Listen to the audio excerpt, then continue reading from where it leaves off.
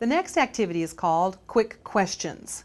Now these questions can be asked to students in random order, and so you keep students on the toes. They won't know who you're going to call on next. It should move very quickly. If a student hesitates or can't quite think of an example, then either give them a clue or just go ahead and move on so we can keep it moving.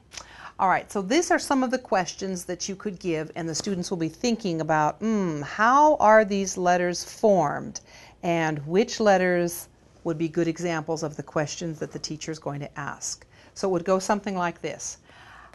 What letter has straight lines? The students might say X. Great example. Give me a letter that starts 2 on the clock. O. Very good. Name a letter that starts on the middle line. I. Excellent. Name a letter that starts on the top line.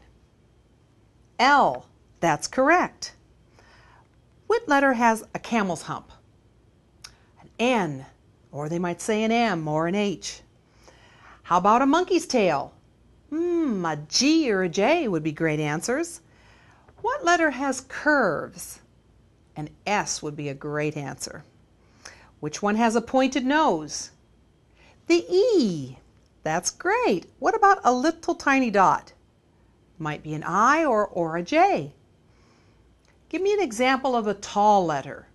How about the K? And what about a vowel? Give me an example of a vowel. And they could say any one of the vowels. Or a consonant. And again, give any example. Or can you think of a letter that the capital and the lowercase look exactly alike? Now they'll have to be thinking of all the printing practice that they've been doing, and they might say a C or an O or an S or a V or W or an X or a Z. Anyway, that's how quick questions go. You can actually add to the list that's on the instruction page and keep a list so that you can ask those questions quickly and keep the students on their toes thinking about great example letters. Have fun with Quick Questions.